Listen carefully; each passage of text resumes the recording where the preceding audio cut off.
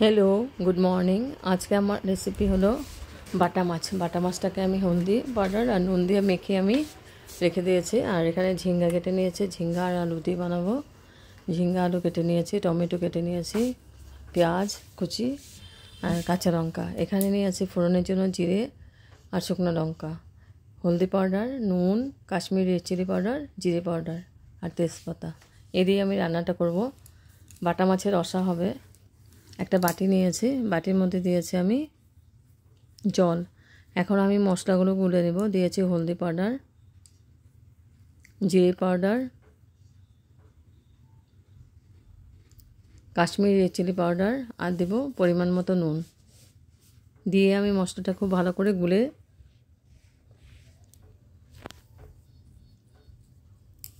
নেব।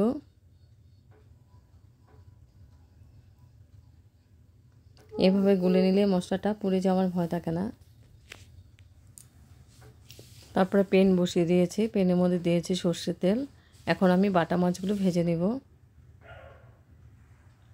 একদম ইজি প্রসেসে বানাবো আর একদম তেল কম দিয়ে মশলা কম দিয়ে বানাবো।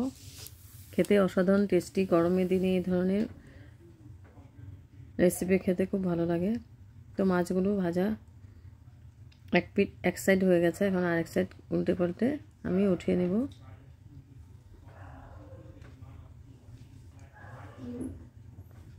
মাছ ভাজা হয়ে গেছে, মাছটা ভেজে নিয়েছি সুন্দর করে।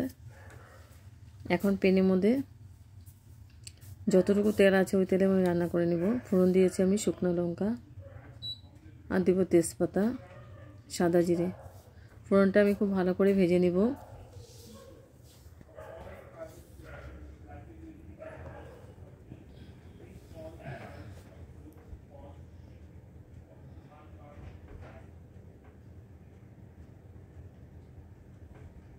ফোড়নটাকে আমি খুব ভালো করে ভেজে নিয়েছি। এখন আমি দিয়ে দেব, ফোড়নের মধ্যে দিয়ে দেব টমেটো। একটা টমেটো নিয়েছি ছোটো ছোটো পিস করে। আর দেব লঙ্কা। লঙ্কাটা আমি কেটে দিয়েছি, 3টে মতো লঙ্কা আছে আর পেঁয়াজ। এবং ফোড়নটাকে আমি খুব ভালো করে লাল করে ভেজে নেব পেঁয়াজটাকে।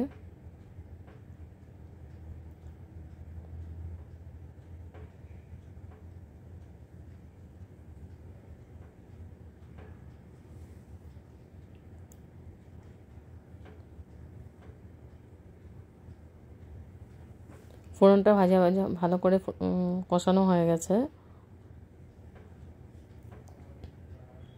এখন আমি গুলে রাখা মশলাটা দিয়ে দেব।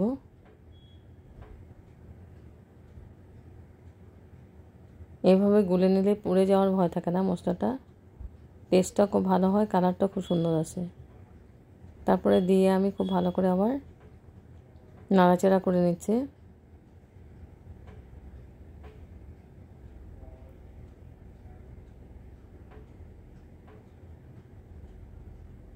তো মশলাটা কষানো হয়ে গেছে, এখন আমি দিয়ে দেবো আলুগুলো। আলুটা আমি ভাপ দিয়ে নিয়েছি আর একদম পাতলা পাতলা করে কেটেছি। ঝিঙ্গা দিয়ে বানাবো, তো ঝিঙ্গাও ফটাফট সিদ্ধ হয়ে যাবে। তো আলুটা দিয়ে আমি একটু ভালো করে মশলার সাথে মিক্স করে দিলাম। এখন আমি ঢেকে দেবো 5 মিনিটের জন্য।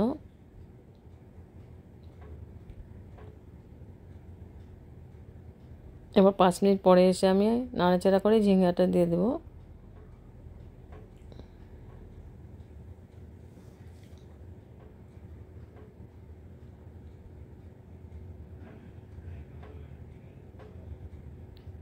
ঝিঙ্গাটা দিয়ে দিয়েছে, ঝিঙ্গাটা দিয়ে আমি খুব ভালো করে আবার মিক্স করে দেব।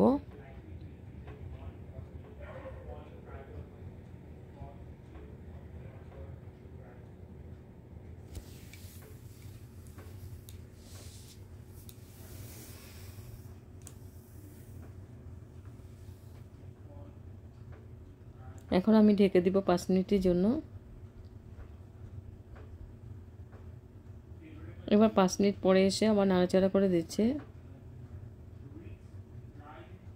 এখন আমি জল ইউজ করি না, জলটা ঝিঙ্গা থেকে বেরিয়েছে।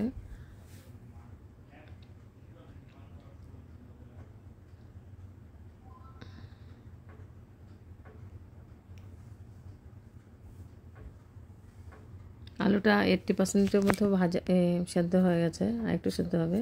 তারপর আবার ঢেকে দিলাম আমি 3 মিনিটের জন্য। এবার 3 মিনিট পরে এসে আমি গ্রেভির জন্য জল দিয়ে দেব। এটা রসা বানাবো।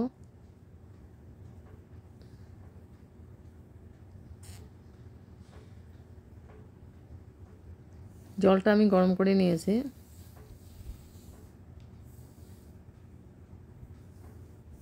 জলটা দিয়ে আমি খুব ভালো করে আবার নাড়াচাড়া করে দিচ্ছি।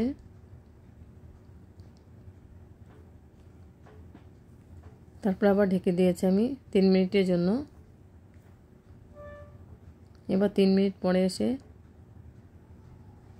একটু নাড়াচাড়া করে, আলু সেদ্ধ হয়ে গেছে, ঝিঙ্গাও সেদ্ধ হয়ে গেছে, মাছগুলো দিয়ে দেব।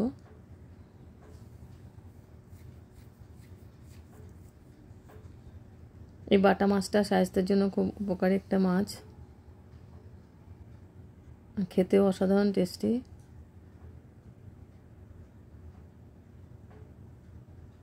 এক এক করে মাছগুলো দিয়ে দিচ্ছে।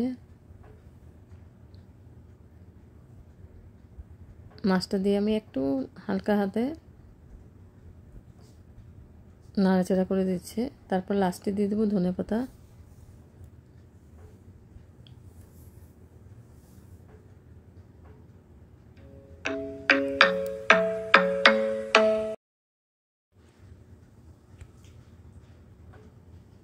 লাস্টে ধনেপাতা দিয়ে আমি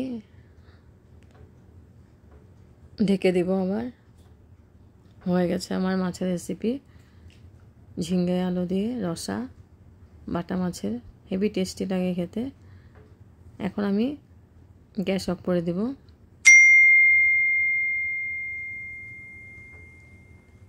গ্যাস অফ করে দিয়েছি। স্ট্যান্ডিং টাইম 5 মিনিটের জন্য আমি ঢেকে রাখবো। তারপর সার্ভ করব গরম গরম ভাতের সঙ্গে বাটা মাছের রসা।